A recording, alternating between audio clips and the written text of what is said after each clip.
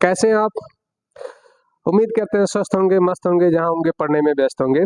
तो आज आपका अगला चैप्टर है कार्बनिक यौगिक यानी कार्बनिक कंपाउंड।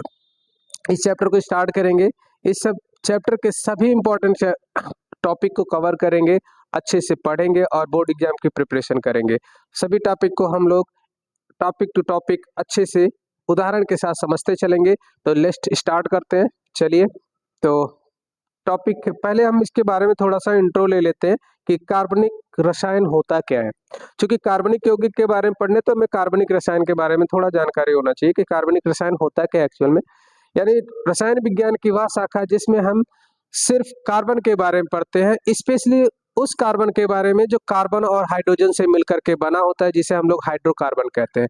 तो कार्बनिक रसायन के अंतर्गत हम हाइड्रोकार्बन के बारे में पढ़ते हैं, उसके गुण के बारे में पढ़ते हैं, उसके रासायनिक गुण के बारे में पढ़ते हैं, उसके भौतिक गुण के बारे में पढ़ते हैं, उसके उपयोग के बारे में पढ़ते हैं। तो ये सारी चीजें हम इस चैप्टर के अंतर्गत अध्ययन करेंगे और एग्जाम्पल और उपयोग देखते चलेंगे। तो देखिए, पहले डेफिनेशन देख लेते हैं कि कार्बनिक रसायन होता है क्या, यानी इसे हम ऑर्गेनिक केमिस्ट्री कहते हैं इंग्लिश में। देखिए कि रसायन विज्ञान की वह शाखा जिसमें कार्बन और उसके यौगिक, विशेष रूप से हाइड्रोकार्बन और उनके व्युत्पन्न की संरचना, गुण, अभिक्रियाएं और उपयोग का अध्ययन करते हैं, कार्बनिक रसायन कहलाता है। तो ये आपका डेफिनेशन हो जाता है। एग्जाम्पल के तौर पे देख सकते हैं आप। तो आपका एग्जाम्पल जैसे मेथेन है, CH4 कार्बनिक यौगिक है, C2H6 यानी कि ये आपका एथेन है, कार्बनिक यौगिक है। उसी तरह का आपका अल्कोहल है जिसे हम लोग एथेनॉल कहते हैं, इसका सूत्र हो जाता है C2H5OH होता है। उसी तरीके से एस्टिक एसिड है जो कि एसिड होता है, इसका रासायनिक सूत्र अगर देखा जाए तो CH3COOH होता है। तो ये आपका कार्बनिक यौगिक है। ठीक है, कुछ विशेष प्रॉपर्टी होती है इसकी कि इसमें हम लोग कुछ चीजों का अध्ययन नहीं करते हैं, उसे हम कार्बनिक यौगिक के अंतर्गत नहीं रखते हैं। ये आपको ध्यान रखना है। जैसे आपका कार्बन डाइऑक्साइड हो जाएगा, कार्बन मोनोऑक्साइड हो जाएगा, कार्बोनेट हो जाएगा, बाइकार्बोनेट हो जाता आदि। कुछ कार्बनिक यौगिक ऐसे होते हैं जिसे हम क्या नाम है, ऑर्गेनिक केमिस्ट्री के अंतर्गत नहीं पढ़ते, यानी ये कार्बनिक यौगिक नहीं कहलाते हैं, इन्हें शामिल नहीं किया गया है। ये एज ए रिएजेंट के रूप में लिए जाते हैं। आगे चलते हैं, टॉपिक आपका आ जाता है जो बोर्ड एग्जाम का फेवरेट क्वेश्चन है। यहाँ से भी अच्छा क्वेश्चन पूछा जाता है कि कार्बन के अपर रूप यानी कार्बन के अपर रूप किसे कहते हैं, या कार्बन के कितने अपर रूप होते हैं, इनके बारे में देखते हैं। तो कार्बन के अपर रूप जो होते हैं भौतिक अवस्था के आधार पर अगर देखा जाए तो इसके दो अपर रूप हो जाते हैं। जैसे कि जब कोई तत्व एक ही भौतिक अवस्था में विभिन्न संरचनाओं में पाया जाता है तो उसके अपर रूप कहलाते हैं। यानी कि अगर एक ही तत्व भौतिक अवस्था है, उसके अलग अलग रूप पाए जाते हैं तो उसे हम लोग क्या कहते हैं, अपर रूप कहते हैं। जैसे कार्बन के मुख्यतः दो अपर रूप होते हैं, एक क्रिस्टलीय होता है और एक नॉन क्रिस्टलीय होता है। यानी कि एक आपका क्रिस्टल होता है और एक आपका अक्रिस्टलीय होता है।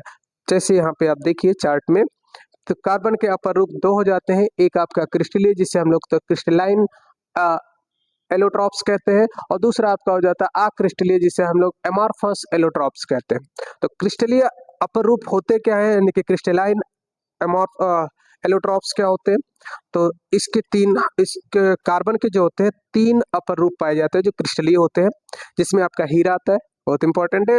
ये इसका इस्तेमाल हम लोग क्या नाम आभूषण के रूप में करते हैं, किसी चीज को जो ग्लासेस होती है उनको काटने के लिए किया जाता है। विद्युत का कुचालक होता है हीरा, याद रखें। ये इंसुलेटर होता है, नॉन कंडक्टर कह सकते हैं।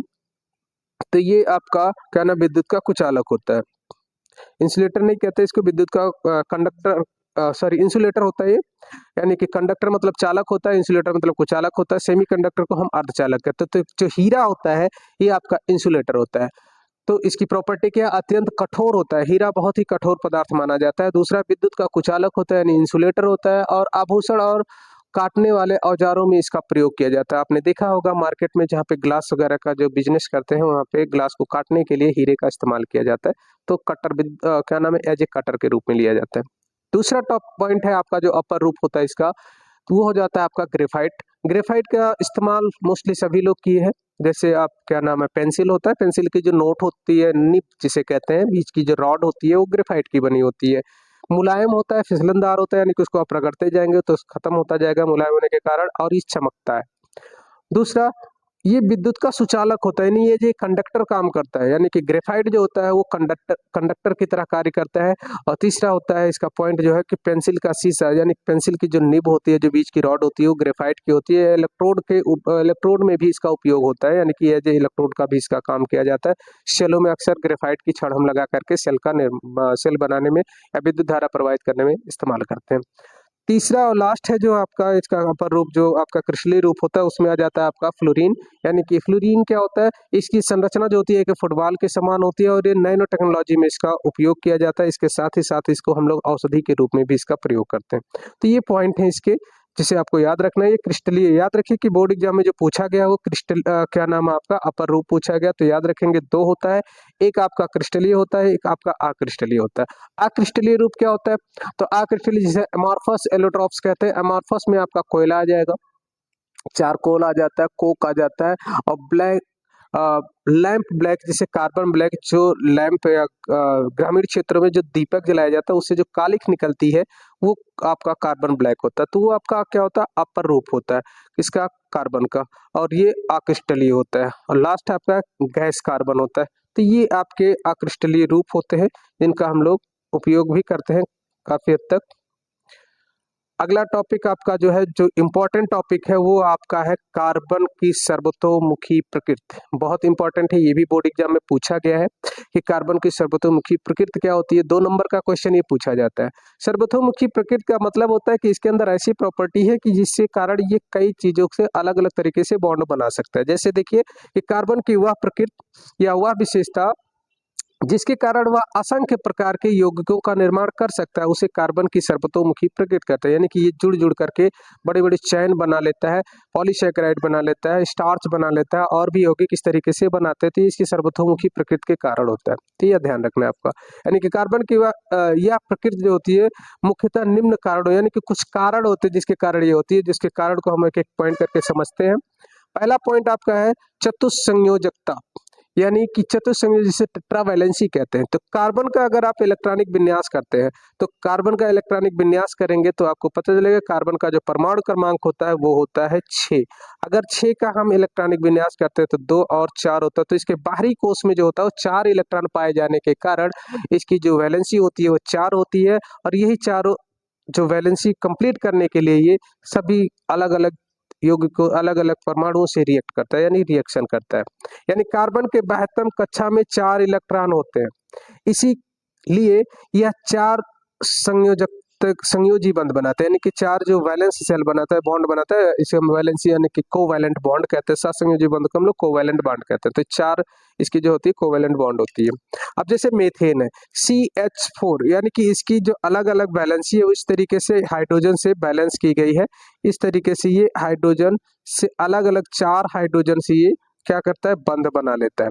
तो ये इसकी गुण है, जो चारों वैलेंसी जो अलग अलग हाइड्रोजन से जुड़ी। इसी तरीके से अगर हम बात करेंगे एथेन की, तो एथेन के पास 2 कार्बन है और इसकी वैलेंसी इस तरीके से होगी 4, यानी कि यहाँ पे हाइड्रोजन की संख्या हो जाती है आपका 6, यानी 6 जो हाइड्रोजन होंगे वो एक एक बॉन्ड करके कार्बन से जुड़ेंगे, और इस तरीके से कार्बन अपनी चारों वैलेंसी पूरी कर लेते हैं। जैसे गिने तो आप देखिए, पहला हो गया, दूसरा हो गया, तीसरा हो गया, 4 हो गया। इसी तरीके से इसका पहला, दूसरा, तीसरा और 4।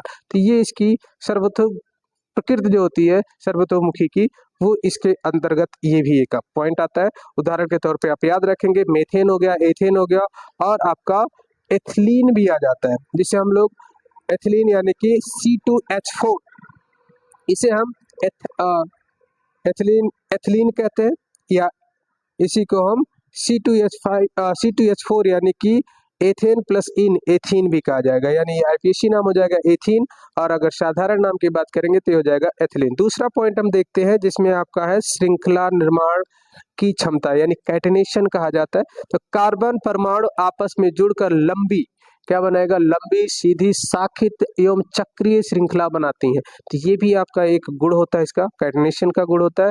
ठीक है, एग्जाम्पल देखेंगे तो सीधी श्रृंखला के लिए आपका हो जाएगा एथेन, जिसमें C2H6 है, और शाखित के लिए देखेंगे आइसोब्यूटेन। आइसोब्यूटेन का अगर हम लोग सूत्र बनाए तो इस तरीके से बनेगा, इसके 3 अलग अलग कार्बन जुड़े रहेंगे और ये होगा वो हाइड्रोजन से जुड़ा रहेगा।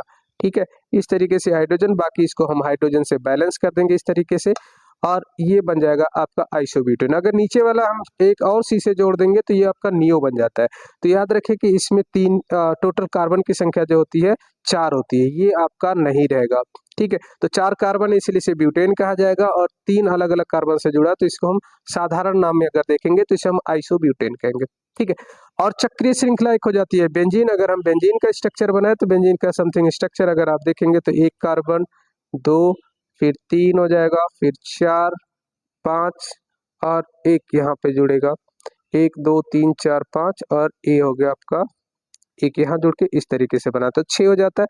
अब इसमें से प्रत्येक को हम लोग 6 हाइड्रोजन से जोड़ देंगे, प्रत्येक एक एक हाइड्रोजन से जुड़ेगा और ये C6H6 बना लेता है। इस तरीके से ये जुड़ेगा, लेकिन अभी कार्बन की बैलेंस ही कंप्लीट नहीं है, इसलिए इसको बैलेंस का अल्टरनेट पे हम डबल बॉन्ड लगा देंगे इस तरीके से, और ये आपका बैलेंस ही कंप्लीट हो जाएगा। तो ये हो जाता है चक्रीय श्रृंखला बेंजीन की। तो ये भी कार्बन का एक क्या नाम है, चक्रीय गुण हो जाता है, कार्बन का सर्वतोमुखी गुण को व्यक्त करता है। तीसरा पॉइंट अगर हम देखें, तीसरा आ जाता है एकल बंध, द्विबंध और त्रिबंध।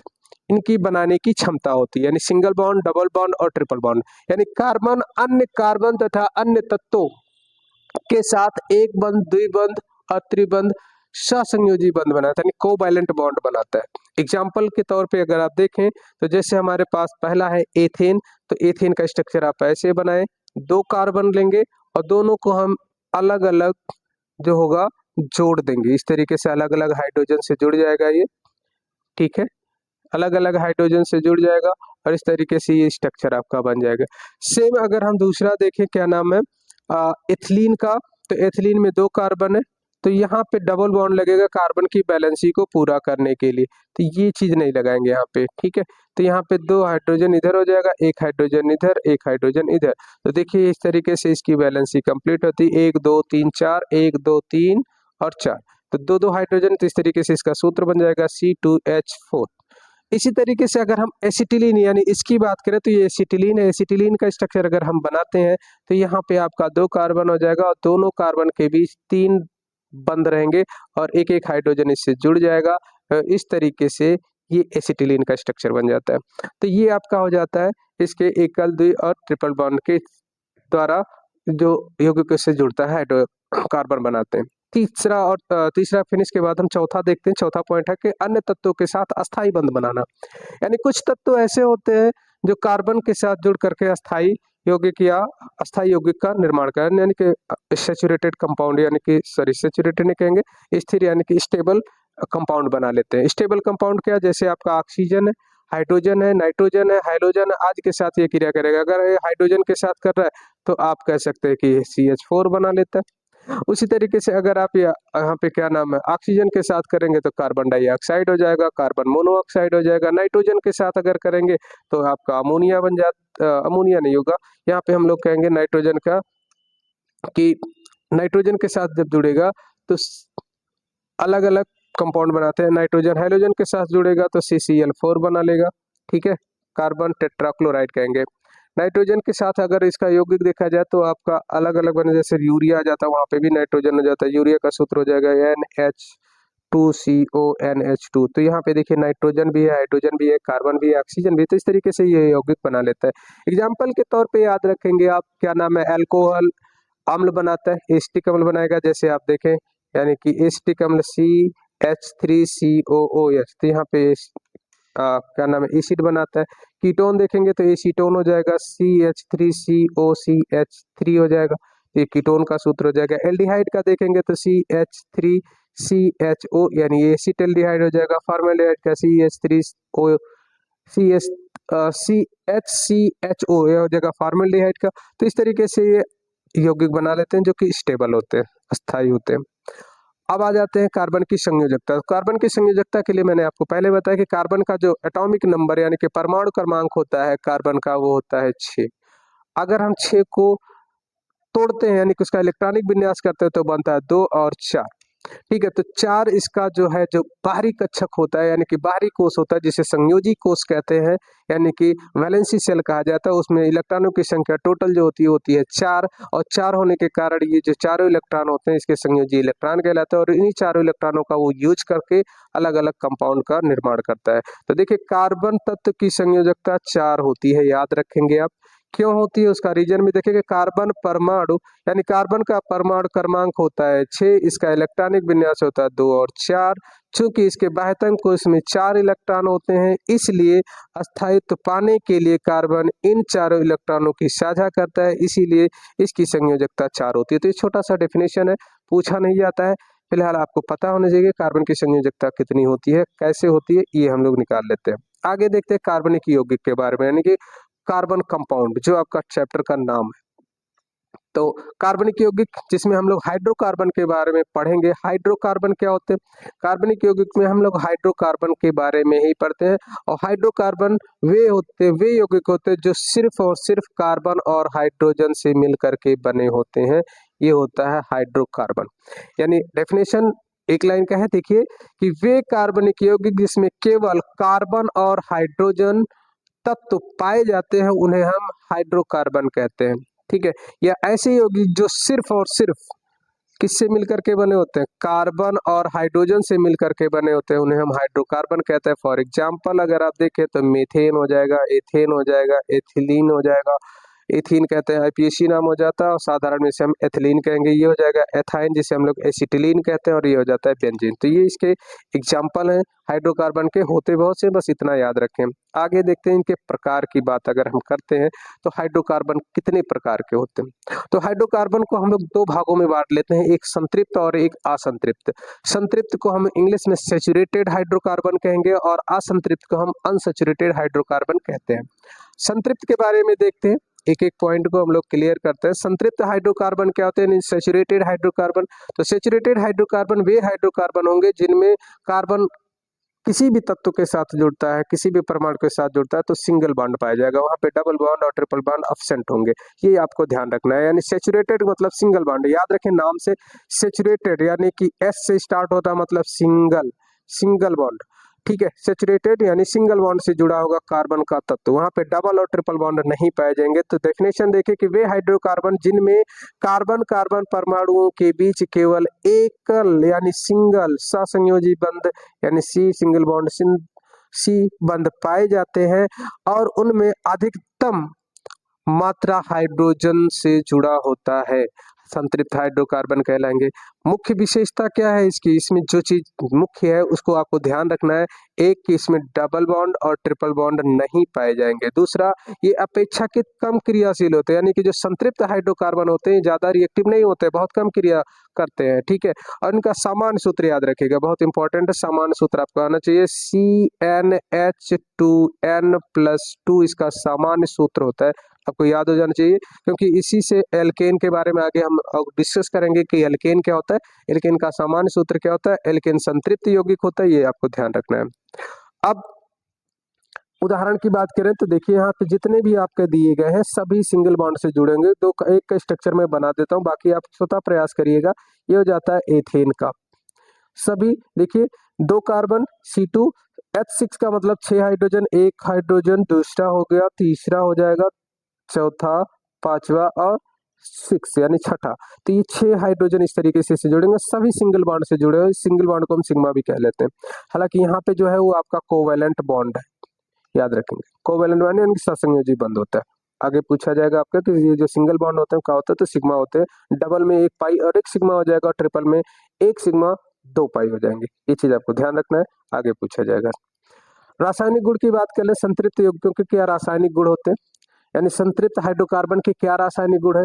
तो रासायनिक गुण अगर हम लोग देखें तो क्या लिखा कि मुख्यतः ये प्रतिस्थापन अभिक्रिया यानी कि सब्स्टिट्यूशन रिएक्शन देते हैं, यानी कि ये प्रतिस्थापन अभिक्रिया देते हैं। क्या होते हैं प्रतिस्थापन अभिक्रिया को? तो पहला देखते हैं दहन यानी कंब्यूशन कहा जाता है। संतृप्त हाइड्रोकार्बन वायु में जलाने पर कार्बन डाइऑक्साइड तथा जल और ऊष्मा उत्पन्न करते हैं, यानी मीथेन आपका संतृप्त हाइड्रोकार्बन है। अगर इसको हम जलाते हैं तो देखिए जलाने के लिए हमें ऑक्सीजन की आवश्यकता होती है, बिना ऑक्सीजन के किसी भी चीज को जलाया नहीं जा सकता, ये आपको पता होना चाहिए। अगर नहीं पता है तो इसको ध्यान रखेंगे कि जलाने के लिए बिना विदाउट ऑक्सीजन किसी भी चीज को जलाया नहीं जा सकता। अगर ऑक्सीजन एब्सेंट रहेगा तो वो जल ही नहीं सकता है। ठीक है, तो यहाँ पे मीथेन को जलाने के लिए हम लोग ऑक्सीजन लेंगे और यहाँ बनेगा जो प्रोडक्ट वो कार्बन डाइऑक्साइड बन जाएगा, जल बन जाएगा और ऊष्मा निकल जाएगी। अगला पॉइंट आपका अपक्रियाएं याद रखें। इसके अपक्रियाएं पूछे जाते हैं, कई रूप में पूछे जाते हैं, अलग अलग भी पूछे जाते हैं, याद रखिए। देखिए, प्रतिस्थापन अपक्रिया, सब्स्टिट्यूशन रिएक्शन नाम से भी पूछा गया आपके एग्जाम में, तो ये भी याद रखिए, एग्जाम्पल जरूर याद रखिए। यानी कि एल्केन में हाइड्रोजन परमाणु की जगह हाइलोजन, हाइलोजन मतलब इसको कहीं कहीं एक्स से लिखा जाता है, तो ये चीज ध्यान रखें। एक्स का मतलब हो जाएगा Pr हो जाएगा, Cl हो जाएगा, Cl2 हो जाएगा, Br2 हो जाएगा, F2 हो जाएगा, I2 हो जाएगा, तो ये चीज याद रखेंगे। अब यहाँ पे हम लोग क्लोरीन की क्रिया करा रहे हैं, यानी कि मीथेन पे जब क्लोरीन की क्रिया कराएंगे तो हमारा प्राप्त होगा क्लोरोमेथेन। और ये क्रिया जो होती है वो सूर्य के प्रकाश की उपस्थिति में होती है, यानी कि in presence of sunlight methane react with chlorine gives, यानी प्रोडक्ट जो बनाएगा वो आपका क्लोरोमेथेन बनाता है और हाइड्रोक्लोरिक अम्ल बनाएगा। याद रखेंगे इस चीज को, रिएक्शन को, यहाँ पे प्रतिस्थापन। दूसरा हम लोग लिख देखते हैं ऑक्सीकरण, जिसे हम लोग कहते हैं ऑक्सीडेशन।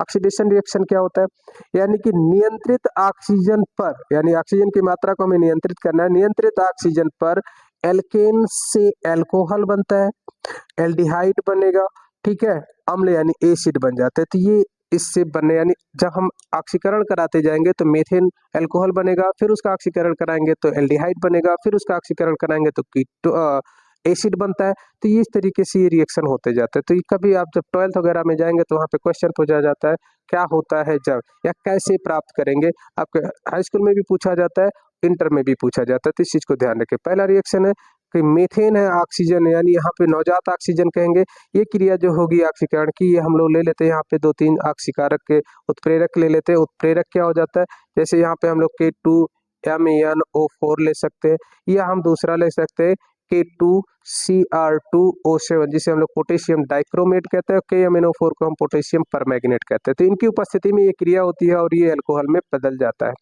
आगे देखते हैं, दूसरा आपका नाइट्रेशन, जिसे हम लोग नाइट्रेशन इंग्लिश में भी कहते हैं, हिंदी में भी नाइट्रेशन ही कहा जाता है। तो उच्च ताप, ये जो क्रिया होती है उच्च ताप पर, यानी टेम्परेचर हाई होगा, और टेम्परेचर जब हाई होगा तो वहाँ पे नाइट्रिक अम्ल के साथ जब इसकी क्रिया कराते हैं, नाइट्रिक अम्ल यानी HNO3, ये सूत्र याद रखेंगे, इसे नाइट्रिक अम्ल कहते हैं। और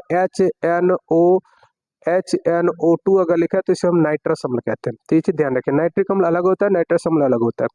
तो उच्च ताप पर नाइट्रिक अम्ल के साथ अभिक्रिया पर नाइट्रो यौगिक बनते हैं। जैसे यहाँ पे देखें तो यहाँ पे आपका ये बनेगा नाइट्रोमीथेन बनता है, यानी कि अगर मीथेन की क्रिया हम नाइट्रिक अम्ल के साथ कराते हैं तो नाइट्रोमीथेन बनेगा और जल बनता है।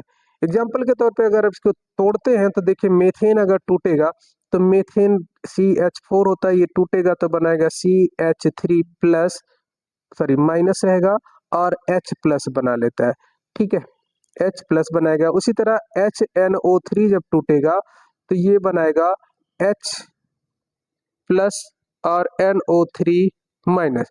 तो यहाँ पे जो, सॉरी, ये जो आपका HNO3 माइनस जो बन रहा है तो ये OH माइनस निकालेगा और ये NO2 प्लस का निकालता है, ठीक है। तो ये जो NO2 प्लस का है ये जाएगा मीथेन के साथ, मेथिल माइनस के साथ ये जुड़ेगा और बनाएगा NO2 प्लस, और इस तरीके से ये जुड़ करके बनाएगा HCH3NO2, ठीक है। तो ये हो जाएगा नाइट्रोमेथेन, और जो इसका OH माइनस है ये H प्लस के साथ जनाएगा और जल बना लेता है। तो इस तरीके से रिएक्शन होता है। ये इसका आगे उपयोग की बात करें कि संतृप्त हाइड्रोकार्बन के उपयोग क्या होते हैं, तो संतृप्त हाइड्रोकार्बन, सैचुरेटेड हाइड्रोकार्बन ईंधन के रूप में प्रयोग किए जाते हैं, जिसमें प्राकृतिक गैस, LPG, पेट्रोल, ये सारी चीजें आ जाते हैं। लिक्विड पेट्रोलियम गैस कहते हैं LPG को। उसके अलावा इसका दूसरा जो उपयोग हो जाता है वो क्या होता है, मोम के रूप में, स्नेहक तेल के रूप में इस्तेमाल किया जाता है, पैराफिन के निर्माण में इन सबका उपयोग किया जाता है। तो ये आपका था संतृप्त हाइड्रोकार्बन।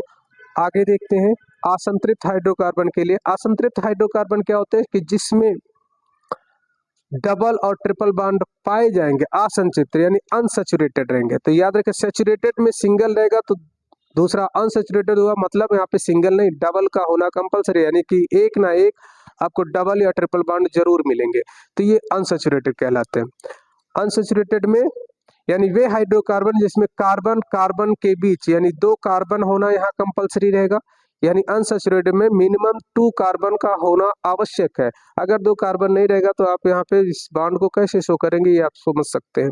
तो कार्बन कार्बन का होना आवश्यक हो जाता है, यानी कि वे हाइड्रोकार्बन जिनमें कार्बन कार्बन के बीच 2 यानी द्विबंध यानी डबल बॉन्ड या फिर आपका ट्रिपल बॉन्ड पाया जाता है उन्हें हम तथा जिसमें हाइड्रोजन की मात्रा अधिकतम नहीं होती, यहाँ पे हाइड्रोजन की मात्रा कम हो जाती है कंपेयर टू आपका सैचुरेटेड के, तो यहाँ पे हाइड्रोजन की मात्रा कम हो जाएगी तो उन्हें हम लोग असंतृप्त हाइड्रोकार्बन कहते हैं। अब असंतृप्त हाइड्रोकार्बन को भी हम 2 भागों में तोड़ के पढ़ते हैं, एक डबल बॉन्ड एक ट्रिपल बॉन्ड, यानी कि असंतृप्त हाइड्रोकार्बन यानी टाइप ऑफ हाइड्रोकार्बन। तो दिस इज 2 टाइप, फर्स्ट कह लेंगे हम एल्कीन और दूसरा कहेंगे एल्काइन। एल्कीन क्या होते हैं इसको देखते हैं। एल्कीन क्या है कि वे असंतृप्त हाइड्रोकार्बन जिसमें एक डबल बॉन्ड अवश्य पाया जाएगा, अगर एक डबल बॉन्ड मिल रहा है तो इसका मतलब वो आपका एल्कीन है। यहाँ पे कार्बन कार्बन यहाँ पे भी कम से कम 2 कार्बन का होना आवश्यक है और इनके बीच में एक द्विबंध अवश्य पाया जाएगा तो उसे हम एल्कीन कहते हैं।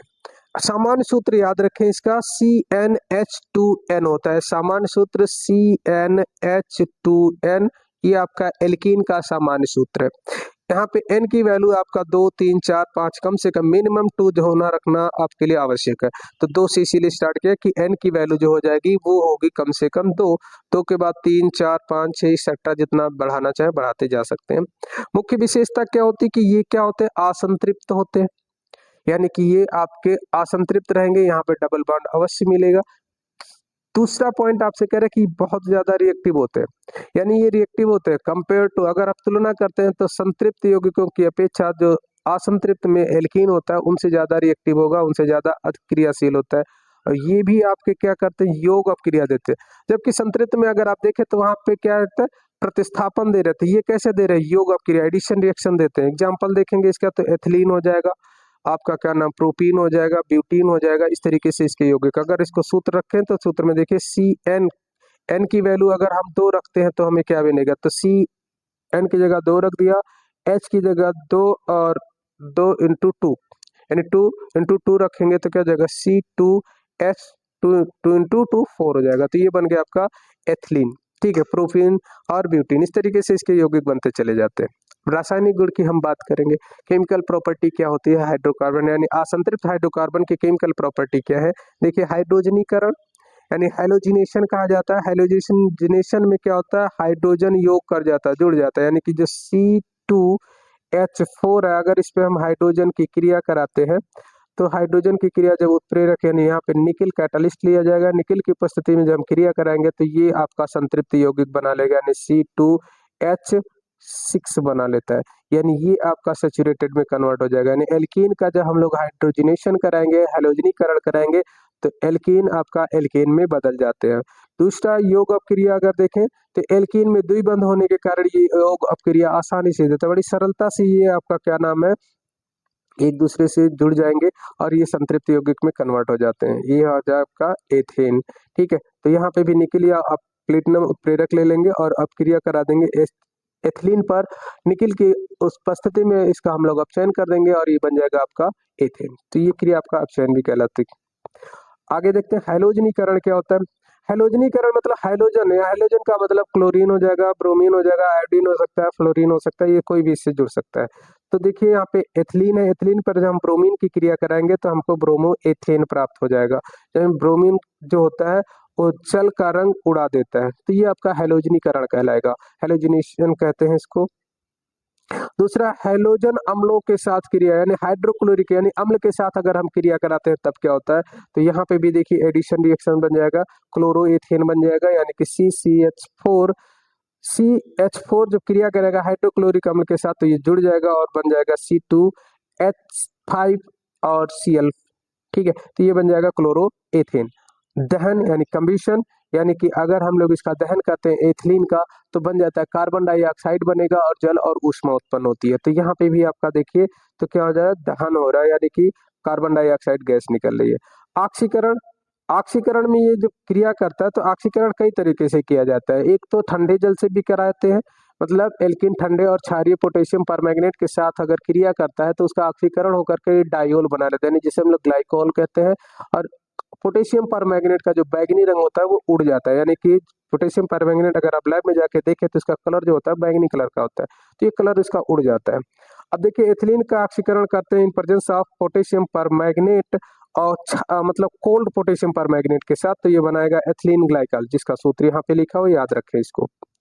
आगे देखते हैं कि यानी कि अगर हम इसकी क्रिया ठंडे क्षारीय के साथ डायोल बनाता है, यहाँ पे कहा जा रहा है कि ठंडे क्षारीय पोटेशियम परमैंगनेट से अपक्रिया कर डायोल बनाते हैं और बैंगनी रंग समाप्त हो जाता है। यह बायर, यानी इसको हम लोग बायर टेस्ट भी कहते हैं, यानी कि बेयर परीक्षण भी कहा जाता है। ये इंटर में पूछ लिया जाता है, बेयर परीक्षण किसे कहते हैं, याद रखेंगे इसको। आगे देखते हैं कि गर्म और सांद्र पोटेशियम परमैंगनेट के साथ जब ये क्रिया करेगा तब क्या करता है, यानी गर्म और सांद्र पोटेशियम परमैंगनेट से एल्कीन जब क्रिया करेगा तो उसका दो बंध जो होता है, डबल बॉन्ड जो होता है वो टूट जाता है, ब्रेक डाउन हो जाता है और कार्बोक्सिलिक कीटो या कार्बोक्सिलिक अम्ल बनाते हैं। तो यहाँ पे देखिए आपके पास जो है, इसको हम लोग कहेंगे, इसका नामकरण अगर करें तो 1 2 3, यानी 3 के लिए प्रोप लिखेंगे तो ये हो जाएगा, प्रोप में इन जोड़ देंगे तो हो जाएगा प्रोपीन। यानी प्रोपीन के साथ जब हम क्रिया कराएंगे पोटेशियम परमैंगनेट, गर्म पोटेशियम परमैंगनेट यानी सांद्र पोटेशियम परमैंगनेट के गर्म करके जब इसकी क्रिया कराते हैं तो हमको एसिटिक अम्ल बन प्राप्त होगा और कार्बन डाइऑक्साइड और जल प्राप्त होता है। ओजोनीकरण यानी कि ओजोन से जब क्रिया कराते हैं तो इसको हम ओजोनाइजेशन कहा जाता है, ओजोनोलिसिस कहा जाता है, सॉरी। तो ओजोनोलिसिस क्या होता है कि एथिलीन एथिलीन जब क्रिया करेगा ओजोन के साथ तो आपका फॉर्मल्डिहाइड बना लेता है या कीटोन भी बना सकता है, डिपेंड करता है कि कैसे कितना आपका जो अणु बड़ा होगा उस हिसाब से। तो आगे देखते हैं बहुलकीकरण हो जाता है। बहुलकीकरण में ये क्या नाम है, एथिलीन जो है ये अनेक अणु मिलकर, यानी कि एथिलीन जो है इसके ढेर सारे अणु आपस में जब मिलेंगे तो ये पॉलीथीन बनाता है, इसलिए एथिलीन इक्वल टू पॉलीथीन। आप याद रख सकते हैं, जो पॉलीथीन आप मार्केट में जाकर के जिसमें आप लोग सामान लेकर के आते हैं वो पॉलीथीन ही होता है, एथिलीन का पॉलीमर होता है, ठीक है। इसको पॉलीमराइजेशन यानी एथिलीन का पॉलीमराइजेशन करके ढेर सारे अणुओं को आपस में जोड़ करके पॉलीथीन का निर्माण किया जाता है, तो ये आपका जाता है एथिलीन के लिए। ओजोन का अपघटन करेंगे तो ओजोन क्रिया करके सेम अभी इसको बता दिया है, ओजोनाइजेशन मतलब यहाँ पे एथिलीन जो कन्वर्ट हो जाएगा फॉर्मल्डिहाइड बना लेता है। एल्कीन देख, एल्काइन है अगला टॉपिक आपका, एल्काइन हो जाता है। एल्काइन का क्या है, यहाँ पे जो कार्बन कार्बन हो गए उनके बीच ट्रिपल बॉन्ड का होना कंपलसरी होता है, यानी एल्कीन की पहचान होती है कि दो कार्बन परमाणुओं के बीच में 3 बंध अवश्य मिलेंगे, इसकी पहचान है। यानी वे असंतृप्त हाइड्रोकार्बन जिनमें कार्बन कार्बन के बीच कम से कम एक ट्रिपल बॉन्ड यानी कि त्रिबंध या ट्रिपल बॉन्ड अवश्य पाया जाएगा, एल्काइन कहलाएंगे। सामान्य सूत्र इनका याद रखें, CN H2N-2 यहाँ पे होता है और N की वैल्यू सेम रखेंगे 2 3 4, यानी मिनिमम 2 N की वैल्यू रहनी चाहिए, ठीक है। तो आपका ये सूत्र बनता चला जाएगा। तो पहला सूत्र है एथाइन, जिसको हम लोग जो सामान्य इसका नाम होता है उसको हम लोग कहते हैं एसिटिलीन। उसके बाद में आपका प्रोपाइन हो जाता है, ब्यूटाइन हो जाता है। तो ये इसके एग्जाम्पल याद रखें। मुख्य विशेषता क्या है इसकी कि ये भी असंतृप्त होते हैं, ये भी क्या है असंतृप्त होते हैं, संतृप्त नहीं होते, क्योंकि यहाँ पे ट्रिपल बॉन्ड मौजूद है तो इसे असंतृप्त को बता रहा है कि ये असंतृप्त होता है। दूसरा पॉइंट आप याद रखेंगे कि ये एल्कीन से भी ज्यादा रिएक्टिव होते हैं। अगर इनका रेशियो देखा जाए तो पहले एल्केन होगा यानी सिंगल बॉन्ड कम रिएक्टिव होगा, यानी कि अगर हम रिएक्टिविटी के आधार पर तो सबसे कम जो होगा वो सिंगल बॉन्ड होगा, उससे ज्यादा होगा वो डबल बॉन्ड होगा, उससे सबसे ज्यादा जो होगा वो ट्रिपल बॉन्ड होगा। तो ये इसकी रिएक्टिविटी को हम बढ़ते हुए क्रम में देख रहे हैं कि सबसे कम जो होगा एल्केन, फिर एल्कीन और सबसे ज्यादा होगा वो होगा एल्काइन। तो यहाँ पे लिखा कि ये अधिक क्रियाशील होते हैं, ये भी यौगिक क्रिया व्यक्त करते हैं, क्योंकि रिएक्टिव है तो बहुत जल्दी रिएक्ट कर लेता है किसी के साथ। एल्काइन के रासायनिक गुण की बात करते हैं तो दोनों एल्कीन और एल्काइन के रासायनिक गुण काफी हद तक मिलते जुलते हैं। तो पहला देखिए कि यौगिक क्रिया देख करते हैं, ठीक है। तो हाइड्रोजनीकरण देखें तो एसिटिलीन जो है हाइड्रोजन के साथ क्रिया करेगा और यहाँ पे हम कैटालिस्ट लेंगे, उत्प्रेरक की उपस्थिति रहेगी जिनमें से हम निकिल ले सकते हैं या फिर हम प्लेटिनम ले सकते हैं। इन दोनों में से किसी की उपस्थिति में ये हाइड्रोजन के साथ जुड़ जाएगा और जुड़ करके संतृप्त यौगिक यानी कि एथेन बना लेगा। तो ये कह सकते हैं हाइड्रोजन चूंकि जुड़ रहा है तो यहाँ पे अपचयन हो रहा है,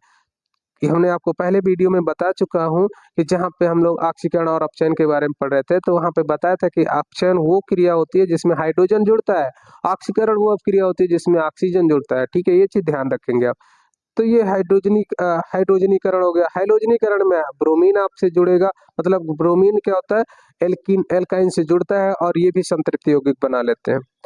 तीसरा आपका हैलोजन अम्ल के साथ यानी HCl के साथ क्रिया कराएंगे, तो यहाँ पे देखिए एल्कीन बन रहा है, तो यहाँ पे कहेंगे कि क्लोरो एथीन बनेगा। ठीक है, तो क्लोरो एथीन बनेगा। इसके बाद फिर इसका अगर आगे कराएंगे तो आगे चेंज होता चला जाएगा। फिर हम दहन की बात करते हैं। अगर दहन यानी कम्बेशन यानी एल्काइन वायु में चल करके कार्बन डाइऑक्साइड, जल और ऊष्मा ये भी बनाता है, सेम रिएक्शन ये भी देते हैं। हाइड्रोजन, सॉरी यहाँ पे मिस्टेक हो गया है, तो ये H2O रहेगा, जल बनाते हैं। तो ये क्रिया होती है आपकी। ऑक्सीकरण, यहाँ पे भी जैसे आपने एल्कीन में देखा था कि ठंडे और क्षारीय पोटेशियम परमैंगनेट और गर्म जल से जब कराते हैं तो दोनों में क्या डिफरेंस है, तो यहाँ पे जब हम एल्काइन की क्रिया ठंडे और क्षारीय पोटेशियम परमैंगनेट से कराते हैं तो हमें क्या प्राप्त होता है, उत्पाद के रूप में यहाँ पे भी जो पोटेशियम परमैंगनेट का रंग रहेगा वो उड़ा देता है और हमें ग्लाइकाल प्राप्त होता है। ठीक है, यानी कि एसिटिलीन क्रिया करेगा in presence of potassium permanganate, cold और एल्केलाइन, तो बनाएगा ग्लाइकाल। ठीक है, तो ग्लाइकाल का सूत्र यहाँ पे लिखा हुआ है। यानी कि नोट पॉइंट आप ध्यान रखेंगे कि इस अभिक्रिया में पोटेशियम परमैंगनेट का बैंगनी रंग समाप्त हो जाता है, इसीलिए यह असंतृप्त क्रिया की यानी असंतृप्तता की पहचान के लिए उपयोगी होता है। कि आपको अगर टेस्ट करना है कि कोई पदार्थ मतलब यौगिक है, उसको टेस्ट करना है कि असंतृप्त है या संतृप्त है, तो आप ये रिएक्शन कराएंगे। अगर उसका कलर पोटेशियम परमैंगनेट का चला जाता है तो ये बता देता है कि ये असंतृप्त यौगिक है। दूसरा पॉइंट है आपका कि गर्म और सघन का मतलब यहाँ पे गर्म और सांद्र से है। सांद्र यानी गर्म और सांद्र पोटेशियम परमैंगनेट की क्रिया अगर हम लोग क्या नाम है एल्काइन से कराते हैं, तो एल्काइन का मतलब यहाँ पे हम लोग लेंगे एग्जाम्पल के तौर पे ये एल्काइन का सूत्र हो जाएगा। जब क्रिया कराएंगे हॉट पोटेशियम परमैंगनेट के आंतरिक रिएक्शन होगा और यह रिएक्ट करके क्या ना एसिड बनाएगा और दूसरा भी एसिड में कन्वर्ट हो जाता है। टर्मिनल यानी कि साइड में बीच में जुड़ेगा, जिसको हम लोग आंतरिक मतलब इंटरनल जब रिएक्शन होगा तो ये बनाएगा। अगर आप इसका टर्मिनल की बात करें, टर्मिनल पे क्रिया करता है तो ये आपका एसिड और कार्बन डाइऑक्साइड बनाता है, सेम चीजें होती है। उदाहरण के तौर पे यहाँ पे देखिए कि एथाइन है यानी एसिटिलीन। एसिटिलीन की क्रिया हॉट यानी गर्म पोटेशियम परमैंगनेट से कराते हैं तो कार्बन डाइऑक्साइड और जल बन जाता है। प्रोपीन के साथ कराते हैं, तो प्रोपीन के साथ जब कराएंगे हॉट यानी कि गर्म पोटेशियम परमैंगनेट की, तो आपका फार्मिक एसिड और कार्बन डाइऑक्साइड बनेगा। इसी तरीके से अम्लीय गुण देख लेते हैं कि टर्मिनल के साथ जब टर्मिनल एल्काइन हल्के अम्लीय होते हैं, ये आपको ध्यान रखना है। सोडियम के साथ अगर इसकी क्रिया कराते हैं तो सोडियम एथाइन बनता है और हाइड्रोजन गैस निकल जाती है, ये धातुओं के साथ क्रिया हो जाएगी। उसके अलावा अमोनिकल यानी कि सिल्वर नाइट्रेट के साथ क्रिया कराते हैं एथीन की यानी एसिटिलीन की अगर हम क्रिया कराते हैं सिल्वर नाइट्रेट के साथ, तो आपको बनाए प्राप्त होगा क्या, अमोनिकल, यानी कि यहाँ पे प्राप्त होगा सिल्वर एथाइन। तो ये एक अवक्षेप के रूप में निकल जाए। बहुलकीकरण सेम चीज है कि बहुलकीकरण में अगर हम एसिटिलीन का बहुलकीकरण करते हैं तो हमको बेंजीन प्राप्त होगा। ठीक है, तो ये चीज आपको ध्यान रखना है। थैंक यू, आज के लिए इतना ही। नेक्स्ट टॉपिक के लिए नेक्स्ट वीडियो में मिलते हैं। धन्यवाद। अगर वीडियो आपको अच्छा लगे तो शेयर करें और क्या नाम लाइक करें, शेयर करें, कमेंट करें और सब्सक्राइब करें। थैंक यू, धन्यवाद।